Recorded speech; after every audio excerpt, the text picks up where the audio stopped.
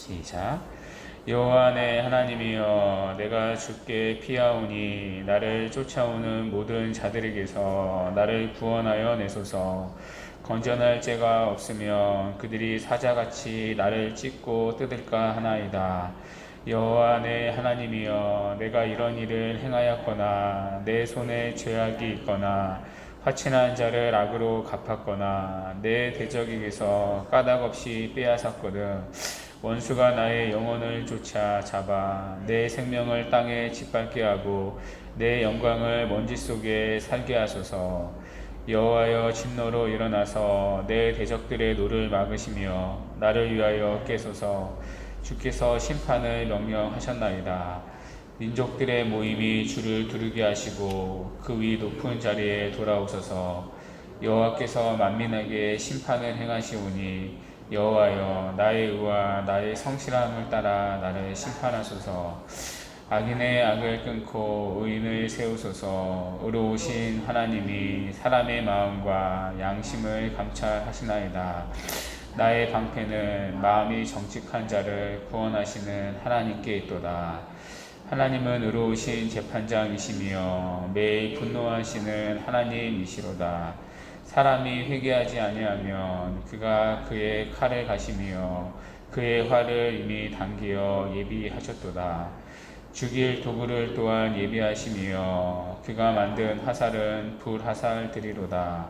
악인이 죄악을 낳으며 재앙을 베어 거짓을 낳았도다. 그가 웅덩이를 파 만들며 제가 만든 함정에 빠졌도다. 그의 재앙은 자기 머리로 돌아가고 그의 포악은 자기 정수리에 내리로다. 내가 여호와께 그의 의를 따라 감사하며 지존하신 여호와의 이름을 찬양하리로다. 아멘.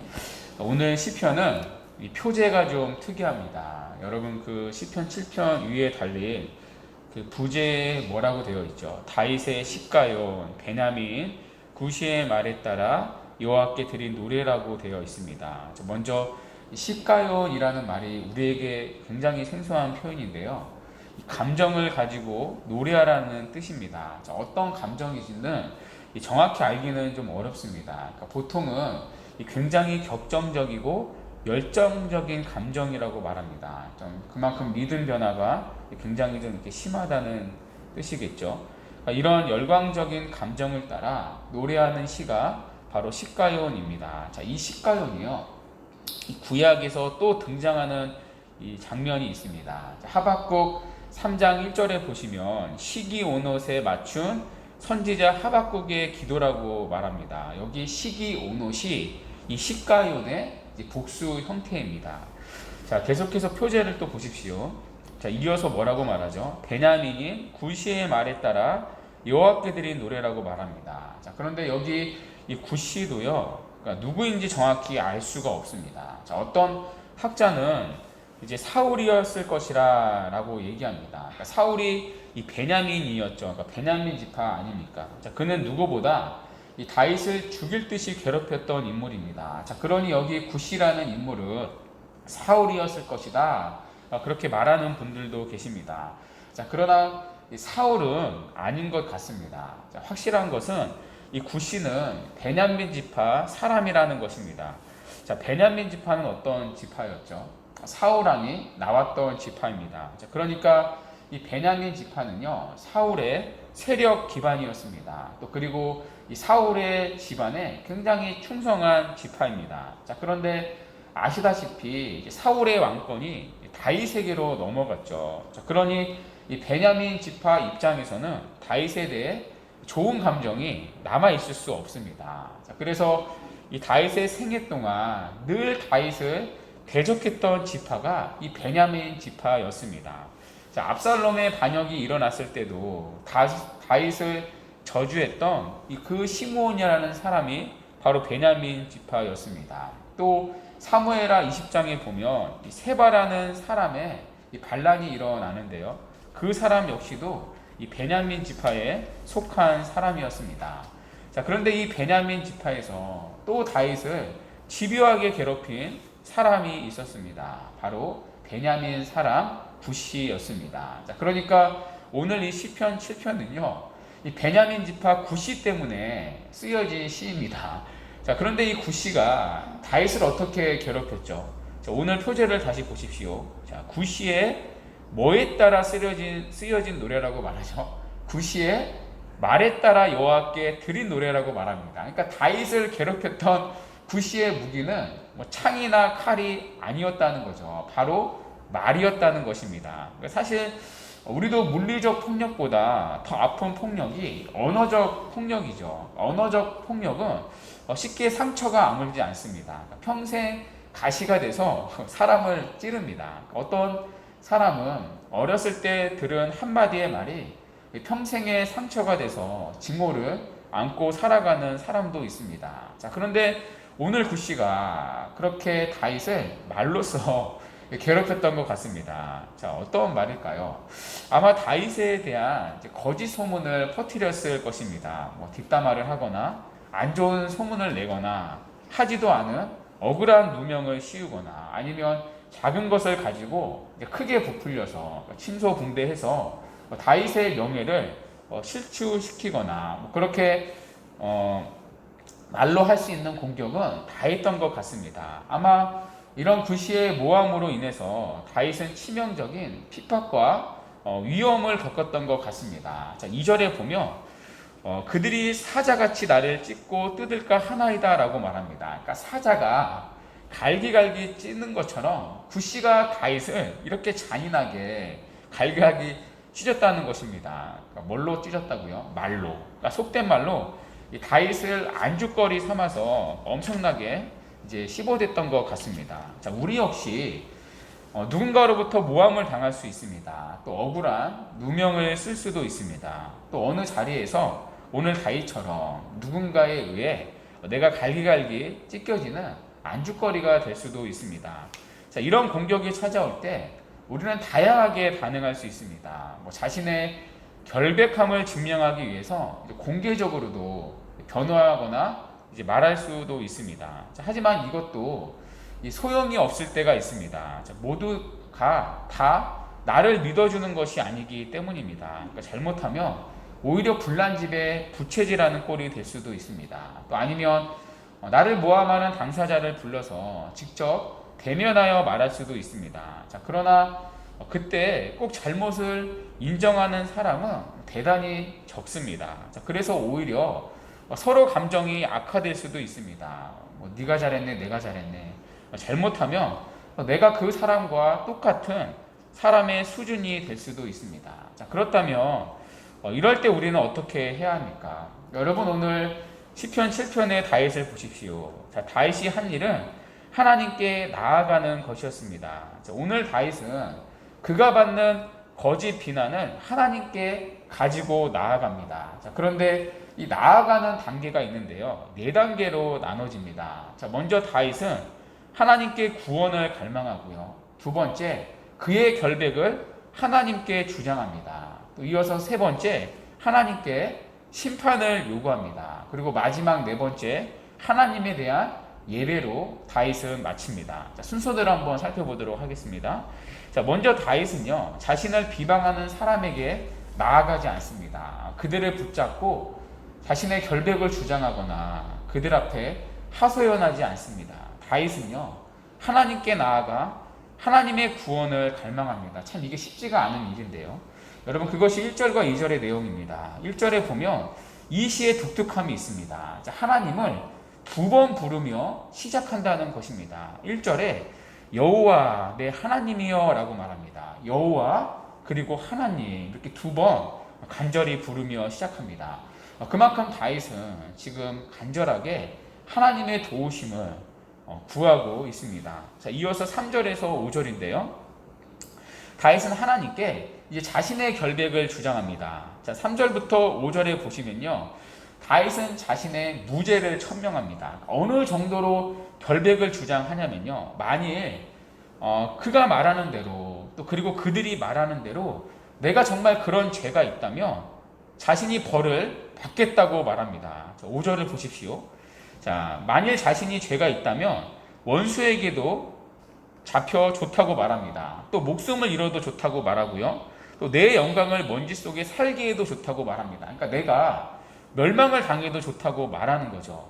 자, 그리고 8절에서 다윗은 이렇게 말합니다. 여호와여 만민에게 심판을 행하시오니 여호와여 나의 의와 나의 성실함을 따라 나를 심판하소서. 그러니까 그만큼 자기가 결백하다는 거죠. 자, 그런데 여기서 오해하지 말아야 할 것이 있습니다. 자, 우리가 이 시편을 읽으면요 이런 구절들을 보게 됩니다. 자, 그때마다 우리가 오해하지 말아야 할 것이 있는데요. 지금 다윗은 자기가 죄인이라는 것을 부인하는 것이 아니라는 것입니다. 그러니까 지금 다윗은요 이들의 비난에 한해서 말하는 것입니다. 그러니까 다윗은 그들의 비방의 내용과는 나는 아무런 상관이 없다는 것이죠. 자, 그래서 재판장이신 하나님 앞에 자신의 결백을 지금 주장하는 것입니다. 자, 그래서 다윗은 그 재판장이신 하나님께 그들을 심판해 주실 것을 요구합니다. 자, 그것이 6절부터 16절까지의 말씀인데요.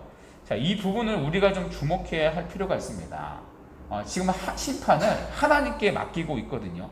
여러분 지금 다윗이 누구입니까? 한 나라의 왕입니다. 자, 그러면 얼마든지 자기 손으로 그들에게 복수를 가해도 되는 위치입니다.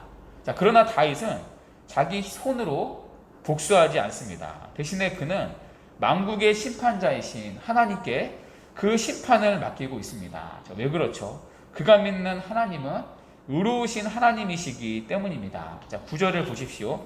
악인의 악을 끊고 의인을 세우소서 의로우신 하나님이라고 말합니다. 그러니까 자기의 하나님이 불의하신 하나님이 아니라 의로우신 재판장이기 때문이라고 말합니다. 자, 그 의로우신 하나님이 뭘 감찰하세요?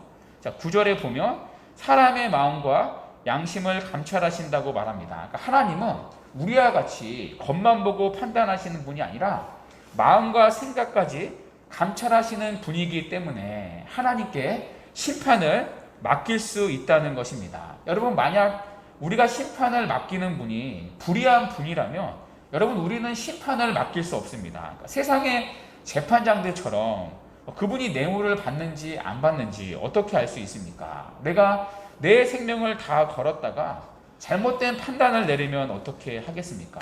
자, 그러나 하나님께 심판을 우리가 맡길 수 있는 이유는 그분이 의로우신 분이기 때문이라는 것이죠. 겉모습만 아니라 마음과 양심을 감찰하시고 중심을 따라 정말 공의롭게 심판하시는 분이기 때문입니다. 자, 특별히 9절의 마음과 양심은요 원어로 보면 심장과 신장, 콩팥입니다. 히브리 사고에서 이 심장과 신장은요 사람의 정신적이고 영적인 부분을 묘사합니다. 그러니까 쉽게 말해 우리의 내면을 다 아신다는 뜻입니다. 우리의 생각과 우리의 중심, 우리의 감정, 또 우리의 마음속 생각과 마음속 동기와 의도를 다 꿰뚫어 보신다는 것입니다. 자, 그래서 그분의 심판은 정확할 수밖에 없다는 거죠. 우리보다. 그래서 다윗은 심판의 주도권을 의로우신 하나님께 믿고 맡기는 것입니다. 자, 그리고 그 의로우신 하나님은요 매일 분노하시는 하나님이라고 말합니다. 11절을 한번 보십시오. 하나님은 의로우신 재판장이며 매일 분노하시는 하나님이시로다. 그러니까 하나님은 의로우신 분이기 때문에 죄에 대해 그냥 넘어가실 수 없다라는 것이죠. 그러니까 12절과 13절을 보십시오. 사람이 회개하지 아니하며 그가 그의 칼을 가시며 그의 활을 이미 당기어 예비하셨도다. 죽일 도구를 또한 예비하시며 그가 만든 화살은 불 화살들이로다. 그러니까 회개하지 않는 자에게 하나님의 심판이 항상 준비되어 있다는 것입니다. 그러니까 지금도 하나님은 칼을 갈고 계시고 활을 당기고 계십니다. 그러니까 하나님의 심판은요 회개하지 않은 자에게 항상 준비되어 있다는 얘기인 거죠. 그러니까 하나님은 오늘도 손가락의 힘만 딱 빼시면 칼과 활이 날아가는 것입니다. 그러니까 놓기만 하면 끝장나는 것이죠. 특별히 하나님은 명사수이십니다. 하나님이 쏘면 백발백중입니다. 조금도 실수가 없는 완전한 심판이 있습니다. 어떤 사람에게요? 회개하지 않는 사람입니다. 자, 그러므로 그 화를 피하고 싶다면 회개해야 한다는 것입니다. 하나님의 심판의 화를 내려놓게 하는 것은 회개밖에 없습니다. 자, 만약 회개하지 않는다면 어떻게 되죠? 자, 14절에서 16절을 보십시오. 한마디로 악인은 결국 자기가 뿌린 대로 거두게 된다는 것입니다. 자, 왜냐하면 하나님은 의로우신 재판장이시기 때문입니다. 자, 그래서 마지막으로 다윗은 하나님을 예배하며 마칩니다. 17절에 내가 여호와께 그의 의를 따라 감사하며 지존하신 여호와 이름을 찬양하리로다. 억울해하던 다윗이 지금 하나님을 향해 찬송하고 감사하고 있습니다. 왜냐하면 그는 바로 의로우신 하나님을 알았기 때문입니다. 자, 그 하나님이 하나님의 때, 하나님의 방법으로 반드시 모든 것을 바로 잡으실 것을 알았기 때문입니다. 자신의 억울함을 푸시고 반드시 공의로 악인을 심판할 것을 알았기 때문입니다. 자, 그러므로 우리는요, 복수하기 위해 칼을 가는 자가 아니라 복수와 심판을 하나님께 맡기는 자입니다. 자, 그것이 오늘 이 시를 통해 배울 수 있는 교훈입니다. 여러분, 오늘 이 시를 적은 다윗은요, 실제로 그렇게 살았습니다. 보복을 하나님께 맡기며 살았습니다. 비록 왕임에도 불구하고요. 사울을 죽일 기회가 있었지만 자기가 직접 심판하지 않았습니다. 또 나발을 치러 갈 때에는 아비가일이 막아서 자기 손으로 치지 않았습니다. 그러니까 자기 손으로 피를 흘리며 복수하려고 하지 않았습니다. 심판을 오롯이 하나님께 맡겼습니다. 그리고 실제로 하나님의 때, 또 하나님의 방법으로 하나님께서 그들을 심판하셨다는 것을 우리는 구약을 통해 확인할 수 있습니다. 자, 그러므로 우리는 하나님 앞에 나아가야 합니다. 특별히 우리의 인생 속에서 억울하고 힘든 일이 있다면 오늘 이 시간 하나님께 맡기십시오. 혹여나 사람에 대한 미움으로 여러분의 시간과 에너지를 낭비하지 마십시오. 의로우신 하나님 앞에 모든 처분과 심판을 맡기십시오. 하나님께서 그런 마음과 그런 은혜를 우리에게 이 시간 주시기 원합니다. 하나님이 하나님의 때에 하나님의 방법으로 반드시 심판하실 것입니다. 자, 뿐만 아니라요, 우리 자신을 좀 돌이켜봐야 합니다. 혹시나 그 구씨가 나는 아닌지, 내가 누구를 이렇게 모함하고 있는 건 아닌지, 내가 누군가를 억울하게 하고 있는 건 아닌지, 내가 누군가를 끊임없이 뒤에서 말로 공격하고 있는 건 아닌지 우리 자신을 돌아봐야 합니다. 만일 그렇다면 이 시간 우리 역시 회개해야 한다는 거죠. 하나님은 의로우신 하나님이시기 때문입니다. 재판장이시기 때문이죠. 자, 그러므로 우리가 이 두 가지 적용하고 마치면 좋겠는데요. 첫째는 억울한 일을 당하고 계시다면 힘들지만 하나님 앞에 나아가십시오. 어렵지만 내가 복수하려 하지 말고 하나님께 맡기십시오. 그분은 의로우신 재판장이기 때문입니다. 지금은 좀 억울할 수 있지만, 너무나 답답할 수 있지만 하나님이 반드시 그 억울함을 풀어주실 것입니다. 그리고 마지막 날 하나님은 모든 심판을 공의롭게 행하실 것입니다. 또 동시에 그분은 의로우신 재판장이기 때문에 우리 역시 그분 앞에서 신실하게 살아야 합니다. 우리의 죄를 회개하며 살아가야 합니다. 우리의 마음과 생각을 감찰하시는 그분 앞에 우리가 구씨는 아니었는지 늘 우리의 마음과 양심을 신실하고 진실되고 거룩하게 지키며 살아가야 합니다. 자, 그래서 시편 7편 17절의 고백처럼 의로우신 여호와 하나님을 따라 감사하며 그분의 이름을 찬양하며 살아가는 복된 은혜가 우리 모두에게 있기를 간절히 바랍니다.